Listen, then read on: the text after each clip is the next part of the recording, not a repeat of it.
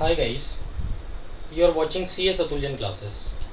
तो देखो, आज हम लोग टेक्स्ट का असाइनमेंट के सोल्यूशन की बात कर रहे हैं। तो जो आपका टेक्स्ट का असाइनमेंट है उसमें पहले हम लोग डिस्कस कर रहे हैं। एक क्वेश्चन दिया हुआ है देखो आपको, और ये क्वेश्चन में ना आपसे पूछ रहा है total income and tax liability, है ना। क्या पूछ रहा है? Total income and tax liability की बात कर रहा है।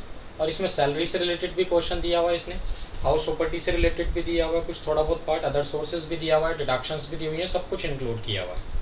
ठीक है जी। तो चलो हम लोग डिस्कस करते हैं अब ये total income and tax liability वाला क्वेश्चन है। डन।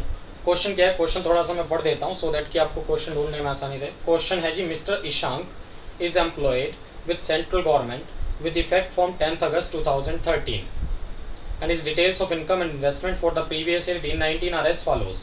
इनकम फ्रॉम सैलरी आपको दी हुई है 12,60,000 और ब्रैकेट में लिखा है 1,05,000 पर मंथ।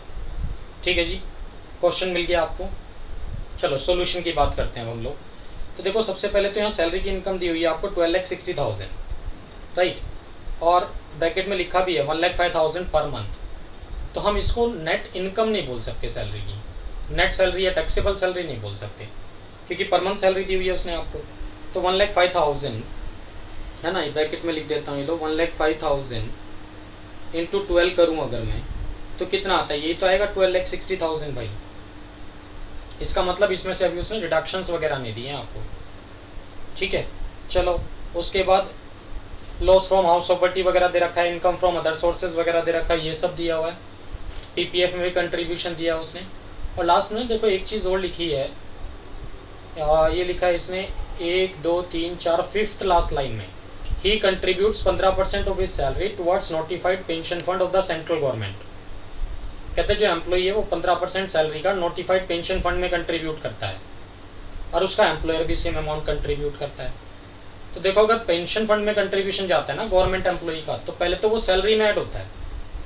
कौन से वाला पार्ट? जो एम्प्लॉई ने कंट्रीब्यूट किया या एम्प्लॉयर ने कंट्रीब्यूट किया? जो एम्प्लॉयर ने कंट्रीब्यूट किया। तो employer contribution to pension fund add करो पहले, तो सैलरी में ये कर दिया जी मैंने, देखो ऐड। एम्प्लॉयर कंट्रीब्यूशन कितना है? देखो सैलरी का 12,60,000 का कितना कंट्रीब्यूट कर रहा है वो? 15%। तो 12,60,000 का 15% कितना आएगा? 1,89,000। चलो जी, तो अब अगर इन दोनों को मैं ऐड कर दूँ तो ग्रोस सैलरी आ जाती है ये, दैट इज 14,49,000।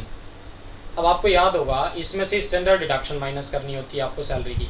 सैलरी में से आपको आज की डेट में 3 डिडक्शन मिलती थी। एक स्टैंडर्ड डिडक्शन थी, एक एंटरटेनमेंट अलाउंस की डिडक्शन थी, और एक प्रोफेशनल टैक्स की डिडक्शन थी। तो इस वाले क्वेश्चन में ना एंटरटेनमेंट अलाउंस है ना प्रोफेशनल टैक्स है, बट स्टैंडर्ड डिडक्शन तो देनी है आपको। और स्टैंडर्ड डिडक्शन कितने देते थे हम लोग? या तो ग्रोस सैलरी या फिर 40,000, विच एवर इज लोअर। तो 40,000 की हमने इसको यहाँ सैलरी से स्टैंडर्ड डिडक्शन दे दी। तो नेट टैक्सेबल सैलरी कितनी आ जाती है जी? 14,09,000 आ जाती है आपकी। नेट सैलरी कितनी आ जाती है? 14,09,000। अब अगर हम देखो हाउस प्रॉपर्टी की बात करें, तो क्वेश्चन में सीधे सीधे दे रखा है लॉस फ्रॉम हाउस प्रॉपर्टी, कितना दिया है? 15,000। तो इनकम नहीं है, लॉस है। और आपको याद होगा देखो, हाउस प्रॉपर्टी का लॉस ना हम किसी भी हेड से एडजस्ट कर सकते हैं। तो क्या हाउस प्रॉपर्टी का लॉस हम लोग सैलरी से एडजस्ट कर सकते हैं? बिल्कुल कर सकते हैं। तो वही मैंने सेट ऑफ कर दिया। देखो 14,09,000 ये इनकम सैलरी की मैंने पॉजिटिव दिखाई, लॉस फ्रॉम हाउस प्रॉपर्टी मैंने नेगेटिव दिखा दिया, तो अपने आप सेट ऑफ हो जाएगा वो। चलो जी, उसके बाद अदर सोर्सेज की बात कर लेते। देखो अदर सोर्सेज में आपको 1,10,000 रुपये की इनकम दी हुई है एक तो, और दूसरा इसमें क्लबिंग से रिलेटेड एक प्रोविज़न दिया हुआ था, अगर आप चेक करोगे तो देखो ये क्वेश्चन में दिया हुआ है लास्ट में। ठीक है, मैं बताता हूँ कौन सा लाइन है जी ये। ठीक है, थर्ड लास्ट लाइन में देखो, थर्ड लास्ट लाइन में क्या लिखा है? 12 years old daughter of Mr. Ishank earn rupees 30,000 eligible under section 64(1)(a। कहता है उसकी बेटी है ईशांक की, उसने 30,000 रुपये कमाए हैं और वो एलिजिबल फॉर क्लबिंग है अंडर सेक्शन 64(1)(a में। बट 64(1)(a तो ये कहता था ना, जो हम क्लबिंग करेंगे किसकी इनकम में करेंगे? पेरेंट्स की, और पेरेंट्स में भी किसकी इनकम में? मदर या फादर? कहते हैं जिसकी इनकम ज़्यादा हो उसकी इनकम में क्लब कर दो। तो देखो यहाँ वाइफ की इनकम तो है सिर्फ 2 लाख रुपए, ठीक है, और मिस्टर ईशांक की इनकम तो बहुत बन रही है, सैलरी की इनकम ही 14,09,000 है। तो किसकी इनकम ज़्यादा बनेगी? मिस्टर ईशांक की। तो क्लबिंग कहाँ करना चाहिए हमें? मिस्टर ईशांक की इनकम में कि वाइफ की इनकम में? मिस्टर ईशांक की इनकम में। तो लॉजिक कर देते हैं क्लबिंग। तो देखो उसकी डॉटर की जो इनकम थी, जो क्लबिंग के लिए एलिजिबल थी, 30,000 थी, और इसमें हम लोगों ने पढ़ा था कि भाई जब भी माइनर चाइल्ड की इनकम क्लब करते हो ना तो सेक्शन 1032 क्या कहता है कि भाई 1500 रुपये पर माइनर चाइल्ड एग्जाम कर देंगे। तो ठीक है जी, 30,000 में से 1500 रुपये की हमने एग्जाम्शन दे दी, तो क्लबिंग कितने की होगी? 28,500 की। ठीक, तो अदर सोर्सेज की इनकम कितनी कहलाएगी? 1,10,000 प्लस 28,500 इज इक्वल टू 138,500 हो गया ये। ठीक है, और किसी हेड की इनकम तो इस क्वेश्चन में है नहीं, तो इन सबको अगर मैं जोड़ दूँ, देखो सैलरी की इनकम थी 14,09,000, हाउस प्रॉपर्टी की इनकम नेगेटिव में 15,000 और अदर सोर्सेज की इनकम आई 138,500। इनको अगर मैं ऐड कर दूं सबको और ये लॉस माइनस कर दूं तो कितना आ जाता है जीटीआई आपका? 15,32,500। डन। चलो उसके बाद डिडक्शंस की बात कर लेते हैं भाई। डिडक्शन जो है सेक्शन 80C से लेके आपको 80U तक मिलती है, चैप्टर 6A की डिडक्शन है। तो पहले 80C की डिडक्शन की बात कर लो, क्या कहते हैं देखो। 80C की जो डिडक्शन है यहाँ, वो ये कहना चाह रहा है आपसे, एक तो 60,000 रुपये हमने पीपीएफ में जमा कराए, ठीक है जी, पीपीएफ में 60,000 जमा कराती है।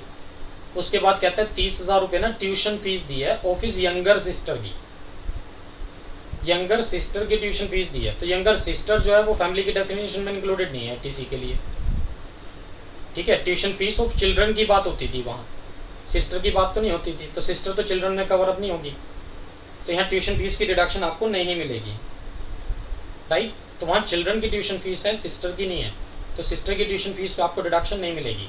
साथ में क्या कह रहा है देखो उसके बाद आपको वो, he also contributes 20,000 towards ICICI retirement benefits. तो ICICI रिटायरमेंट बेनिफिट्स भी एलिजिबल होता है सेक्शन 80C के लिए, उसकी भी डिडक्शन दे दी हमने 20,000 की, ठीक है जी। चलो ये तो 80C की बात हो गई। उसके बाद अगर हम लोग 80CCD की बात करें तो 80CCD में जो डिडक्शन मिलती थी किस लिए मिलती थी? कंट्रीब्यूशन टू पेंशन फंड वाली बात होती थी। चलो ठीक है, तो देखो 80CCD1 में जो डिडक्शन आप लेंगे वो क्या कहता है कि अगर आपने पेंशन फंड में कंट्रीब्यूशन किया तो डिडक्शन मिलती है। और 80CCD1 होता है एक सेक्शन होता है 80CCD1B, एक 1 होता है, एक 80CCD1B होता है। 80CCD1B में नोटिफाइड पेंशन स्कीम थी और उसमें 50,000 की जो एग्जाम्पशन एक्स्ट्रा है, 50,000 की एग्जाम्पशन एक्स्ट्रा मिलती है उसमें 80CCD1B में, ठीक है। और ये जो 50,000 की लिमिट है ना, ये 80CCE के लिए भी काउंट नहीं करते हम लोग।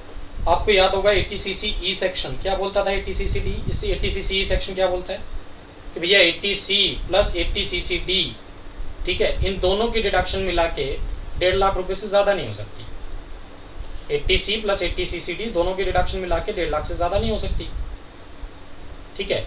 बट इस 1.5 लाख में वो जो 80CCD1B वाली जो डिडक्शन है वो अलग है, मतलब वो 1.5 लाख में काउंट नहीं होता, वो अलग से डिडक्शन मिलेगी। तो वही हमने यहाँ किया देखो, तो 80CCD1 में हम जो डिडक्शन देते हैं, कितने की डिडक्शन देते हैं? 10% of contribution, 10% of employee contribution की डिडक्शन देते हैं, ठीक है। तो 10% ऑफ एम्प्लॉय कंट्रीब्यूशन जो है आपका, किसका 10% लेना है? सैलरी का। सैलरी कितनी है? 12,60,000 रुपये। चेक करोगे ऊपर तो 12,60,000 आ रहा होगा, देखो ये रहा 12,60,000 है ना। तो इसका अगर मैं 10% कैलकुलेट करूँ तो कितना आता है? 1,26,000। तो 10% कितना आता है? 1,26,000, जिसमें से 80CCD1B की जो डिडक्शन आपने दी है 50,000 वो अलग है, ठीक है। तो मीन्स यहाँ आपको 80CCD1 में डिडक्शन सिर्फ 76,000 की मिलेगी। 50,000 की डिडक्शन आपने 80CCD1B में ले ली और 1B वाली जो डिडक्शन है उसको हम 80CCE की लिमिट के लिए काउंट नहीं करेंगे। तो 80CCD1 में कितनी डिडक्शन ले सकते हो? 126 टोटल बनता था, जिसमें 80CCD1B की डिडक्शन आपने ले ली 50,000, तो 76,000 रुपये की डिडक्शन ले लो, राइट। तो ठीक है, 80 देखो उसके बाद मैंने सेक्शन लिखा भी 80CC। क्या कह रहे हैं 80CC कि मैक्सिमम भैया 1.5 लाख रुपए की डिडक्शन मिल सकती है, और ये डिडक्शन दोनों डिडक्शन को इंक्लूड करके होगी, 80CB 80CCD भी। बट 80CCD1 काउंट नहीं हुआ 1.5 लाख में। तो 80C में डिडक्शन कितनी बन रही थी आपकी? 60,000 एक थी भाई, 20,000 एक थी, तो ये तो 80C की डिडक्शन होगी, ठीक है। और 80CCD की डिडक्शन कितनी बन रही है आपकी? 76। 80CCD1 भी अलग है अभी भी, याद रखना। तो कितना हो जाएगा? 60 और 20 80 और 76 1,56,000 रुपये बनता है वैसे तो, 1,56,000। बट आपको डिडक्शन मिलेगी 150 की, because of section 80CCE। 80CCE कहता है दोनों सेक्शन की डिडक्शन मिला के 150 से ज़्यादा की ले नहीं सकते। तो ये लो जी 150 की डिडक्शन दे दी हमने। और 80CCD1 अलग से होता है 50,000, इसकी कोई डिडक्ट, मतलब इसको हम 80CCE की लिमिट के लिए काउंट नहीं करते, ठीक है। यहाँ तक बात। और जो एम्प्लॉयर का कंट्रीब्यूशन जाता है ना भाई, पेंशन फंड में, वो भी सेपरेटली अलाउड एज डिडक्शन होता है। तो ठीक है, 12,60,000 का 10% जो एम्प्लॉयर वाला कंट्रीब्यूशन जा रहा है, ठीक है, पेंशन फंड में, तो उसकी डिडक्शन हम लोग अलग से दे देंगे आपको, ठीक है ना। ठीक है, तो जो एम्प्लॉयर वाला कंट्रीब्यूशन पेंशन फंड में जा रहा है उसकी डिडक्शन अलग से है। ये लो 10% की 1,26,000 है ना, ये लो जी, ये भी हो गया। अब और कोई सेक्शन की डिडक्शन बन रही है? हाँ जी, 80G की डिडक्शन बन रही है। तो पीएम केयर्स फंड में आपने डोनेट किया है, पीएम केयर्स फंड, तो ये भी सेक्शन 80G में नोटिफाइड है आज की डेट में, इस पर भी हम आपको डिडक्शन देंगे। बट जब आप 80G पढ़ते हो तो उसमें क्या लिखा था कि भाई आप कैश में जो डोनेशन देंगे वो मैक्सिमम 2,000 तक की दे सकते हैं। 2,000 से ज़्यादा की अगर आपने कैश में डोनेशन दे दी तो डिडक्शन सिर्फ 2,000 की लोगे आप। तो ठीक है, इस केस में आपने कितना कितना डोनेट किया 80G के लिए? वो ये कहना चाहता है कि यहाँ जो हमने डोनेट किया ना, 15,000 रुपये डोनेट किया टोटल, जिसमें से 5,000 तो कैश में दिया और 10,000 ऑनलाइन नेट बैंकिंग ट्रांसफ़र के थ्रू दिया, पीएम केयर फंड में दिया। तो जो 5,000 आपने कैश में दे दिए ना, उसकी डिडक्शन तो आपको सिर्फ 2,000 रुपये मिलेगी। 2,000 से ज़्यादा तो कैश में डोनेट नहीं करोगे आप। और जो नेट बैंकिंग के थ्रू ट्रांसफ़र किया आपने 10,000, वो फुल्ली अलाउड एज डिडक्शन हो जाएगा। तो 80G की डिडक्शन टोटल कितनी मिल गई आपको? 12,000। तो अगर मैं डिडक्शन की बात करूं भाई टोटल, तो टोटल डिडक्शन कितनी हो गई अब आपकी? चेक कर लेते हैं जी लो, टोटल डिडक्शन कितनी हो गई।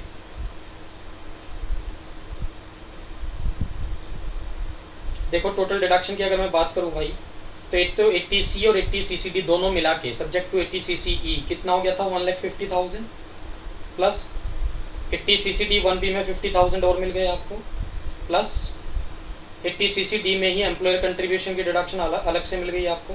और 80G की डिडक्शन कितनी बनती है? 12,000, ये और मिल गई आपको। तो इन चारों को जोड़ लो, 1, 2, 3 एंड 4, इन चारों को जोड़ो तो टोटल डिडक्शन आ जाएंगी आपकी, ठीक है ना। तो कितनी बनती है जी चारों डिडक्शन मिला के? 1,50,000 प्लस 50,000 प्लस 1,26,000 प्लस 12,000, है ना। ये हो गई जी आपकी टोटल डिडक्शन 3,38,000 की बन गई है अब ये टोटल डिडक्शन आपकी, ठीक है। 3,38,000 की टोटल डिडक्शंस बन गई। अब देखो ऊपर हमारा जो GTI आया था वो कितना था भाई? GTI था भाई 15,32,500 ना, या 15,32,500। इसमें से डिडक्शंस दे दिए अब हमने कितनी? 3,38,000 की। तो माइनस कर लो इसको, कितना था ऊपर? 15,32,500, 15,32,500, ये आता है जी 11,94,500 ना। ये लो 11,94,500, ये टैक्सेबल इनकम आ गया आपका। अब इस पे टैक्स निकालना है हमें। 11,94,500 पे अगर टैक्स निकालोगे तो फर्स्ट 2,50,000, देखो क्योंकि ये इंडिविजुअल था हिशाम और कुछ बताया नहीं, तो एज भी हम लोग बाय डिफ़ॉल्ट क्या मान के चलेंगे? Less than 60 years of age होगा। तो नॉर्मल स्लैब अप्लाई करोगे आप, राइट। नॉर्मल स्लैब अप्लाई करोगे तो अप टू 2,50,000 तक तो नहीं लोगे। 2,50,000 से 5 लाख तक 5% टैक्स देते हो आप, तो कितना बनेगा? 12,500। 5 लाख से 10 लाख तक 20% टैक्स देते हो आप, कितना बनेगा? 1 लाख। अब देखो जितनी भी इनकम 10 लाख से ज़्यादा हो उस पर टैक्स कितना बनता है? 30%। तो 10 लाख अबव कितना बनेगा? 10 लाख अबव 1,94,500। इसका कितने परसेंट निकालेंगे आप? 30%। तो कितना आएगा? 58,350। तो नॉर्मल टैक्स ये वाला आ गया जी, चेक कर लो एक बार। 12,500 है और 158,350 है ना, तो ये आ गया 178,50 आ गया जी। और स्पेशल इनकम कोई है नहीं, अगर होती तो वो और ऐड कर देते इसमें। अब जोड़ो, इसमें रिबेट मिलेगी क्या? रिबेट तो मिलेगी नहीं, क्योंकि आपकी इनकम ना 5 लाख रुपए से तो ज़्यादा है। पर सरचार्ज इसलिए नहीं लगेगा क्योंकि आपकी इनकम 50 लाख से कम है, तो ना रिबेट मिलेगी ना सरचार्ज लगेगा। चलो ठीक है। और सेस तो लगाना ही लगाना है 4% आपको। किस नाम से है? Health and education cess. तो आज की डेट में वो प्राइमरी एजुकेशन और secondary and higher education cess नहीं होता, वो सब गलत है। अगर कोई आपको बता भी रहा है ये किसी और वीडियो में, तो एजुकेशन सेस और secondary and higher education cess आज की डेट में नहीं होता है। आज की डेट में क्या होता है? सीधे सीधे हेल्थ एंड एजुकेशन सेस होता है और फिक्स रेट से लगता है जी 4%। तो 178,50 का 4% निकाल लो, 6,834। तो टैक्स लायबिलिटी कितना हो गया जी? 178,50 में 178,50 प्लस 6,834, 6,834, ये दोनों अगर जोड़ोगे तो कितना आएगा? 177,684 आ जाएगा। तो ये टैक्स लायबिलिटी आ गई जी, ठीक है। ये क्वेश्चन में उसने हमसे पूछा था। अब इससे रिलेटेड मैंने कुछ नोट भी बना के दिए हैं, आपको भी ये नोट बनाने पड़ेंगे असाइनमेंट्स में। नोट नंबर 1 क्या है? Tuition fee for sister is not allowed under section 80C as sister is not a children, इसको ऐसे लिखना है, ये काट के सही करना, फैमिली की डेफिनेशन की बात ही नहीं थी वहाँ। 80C में सीधे सीधे लिखा था tuition fee of children, as sister is not a children, बस ऐसे ऐसे लिखना है। ट्यूशन फीस ऑफ चिल्ड्रन की डिडक्शन मिलती थी वो चिल्ड्रन के लिए है, सिस्टर के लिए नहीं है। नोट नंबर 2 में मैंने क्या लिखा है देखो, contribution of employees eligible under section 80 CCD कितना बनता है वैसे तो 126, बट अगर आपने 1B में 50,000 की डिडक्शन ले ली तो वो एडजस्ट कर देना इसमें से, तो इसका मतलब 80 CCD 1 में तो आप 76,000 की डिडक्शन लेंगे, वही हमने ऊपर किया भी है। चाहे तो उसका रेफरेंस भी दे सकते हो आप यहाँ, नोट का भी, वैसे तो मैंने नोट लिखा हुआ है यहाँ भी एक्सप्लेन कर दिया, ठीक है, बट फिर भी आप चाहो तो यहाँ रेफरेंस दे देना एस्ट्रिक लगा के, इस तरह से एस्ट्रिक लगा के। वर्किंग नोट नंबर कौन सा था जी, ये 76 वाली बात, ये था नोट नंबर आपका 2 है ना, नोट नंबर 2, ये लो जी नोट नंबर 2 डन। और ट्यूशन फीस ऑफ चिल्ड्रन वाली जो बात है वो नोट नंबर 1 में है, तो इसके साथ एस्ट्रिक लगाओ। वर्किंग नोट नंबर 1 ऐसे एग्जाम में लिखना पड़ेगा आपको, लिंक बनाना पड़ेगा वरना मार्क्स नहीं मिलेंगे आपको, ठीक है, खाली नोट बनाने से काम नहीं चलेगा, लिंक भी बनाना। नेक्स्ट नोट नंबर 3 80G की जो डिडक्शन की बात थी हमने, जो 2000 की डिडक्शन दी है ना वहाँ 80G में, उसके साथ भी लिंक बना के नोट बताओ, ठीक है जी। कहाँ था हमारा क्वेश्चन, ये रहा, तो डिडक्शन जो ली थी हमने 2000 रुपये की 80G में है ना, ये रहा, तो इसके साथ भी एस्ट्रिक लगा के वर्किंग नोट नंबर बता दो। वर्किंग नोट नंबर 3, इस तरह से वर्किंग नोट बनाने पड़ेंगे भाई, ठीक है। और उसके बाद नोट नंबर 4 क्या है, donation to unregistered NGO is disallowed, तो क्वेश्चन में ना एनजीओ को भी डोनेट किया था आपने, बट वो एनजीओ जो था वो अनरजिस्टर्ड था, इसलिए डिडक्शन नहीं मिलेगी उसकी आपको, ठीक है। और income of daughter is clubbed with the income of Ishant, तो क्लबिंग के साथ नोट नंबर 5 लगा दो, वो क्लबिंग के साथ ही हमने यहाँ क्लब क्यों की, वर्किंग नोट नंबर 5 लगा के बना दो, है ना, तो एस्ट्रिक लगाओ वर्किंग नोट नंबर 5। तो इस तरह से इस क्वेश्चन को सॉल्व करना है। चलो, तो ये था आपका क्वेश्चन नंबर तो छोड़ो, किस चीज़ से रिलेटेड था ये, मिस्टर ईशांक वाला क्वेश्चन था, तो आप अपने हैंडआउट में देखना जो असाइनमेंट है उसमें मिलेगा आपको ये क्वेश्चन, डन, ठीक है जी। चलो, तो एक बार स्क्रीन दिखाऊँ आपको फिर से, ये लो जी एक बार स्क्रीन देख लो सो दैट कि आपको नोट करने में दिक्कत ना हो। ये लो जी क्वेश्चन नंबर 3 यहाँ से शुरू हुआ, हम लोग GTI तक पहुँच गए, GTI के बाद आता हूँ मैं लोग, GTI के बाद डिडक्शन से दिखा रहा हूँ जी लो, ये डिडक्शन शुरू हो गई, तो डिडक्शन में 80C की डिडक्शन पॉइंट नंबर 3 तक पहुँच गए हम लोग, स्क्रीनशॉट ले लो लेना तो। चलो जी पॉइंट नंबर 3 के बाद आ गए हम लोग, ये लो जी नेक्स्ट स्क्रीन TI निकल गई हमारी 11,94,500 तक, इसको भी नोट कर लो, स्क्रीनशॉट ले लो। फिर कंप्यूटेशन ऑफ टैक्स लायबिलिटी निकाला जी हमने, ये रहा, किसका है, मिस्टर ईशांक का, नाम यहाँ लिख ही दोगे क्या अपने आप, समझदार हैं आप लोग, इतनी समझदारी तो दिखा ही सकते हैं। चलो जी ईशांक डन, टैक्स लायबिलिटी निकाल दी हमने, 177,864 भी आ गया, नोट 1 भी आ गया, नोट 2 भी आ गया यहाँ आपका, और ये चलो जी फिर नोट 3, 4 एंड 5 डन। चलो जी ये था आपका क्वेश्चन, किससे रिलेटेड था, computation of taxable income and tax liability से रिलेटेड, और क्वेश्चन था किसका, ये mister Ishank is employed with central government, check कर लेना है ना, क्वेश्चन नंबर अपने असाइनमेंट में चेक कर लेना, वहाँ से देख के, ये बीकॉम प्रोग्राम में भी दिया हुआ है सेम क्वेश्चन, और ऑनर्स में भी दिया हुआ है सेम क्वेश्चन है ये, राइट। चलो जी ठीक है, इतना ही रखते हैं। ये वीडियो आपको पसंद आया तो लाइक करें, और हमारे channel CS Atul Jain classes को सब्सक्राइब करें, और बेल आइकन दबाएं सो दैट कि जब भी हम कोई नई वीडियो अपलोड करें तो उस पर आपको नोटिफिकेशन मिल जाए। Thanks for watching CS Atul Jain classes.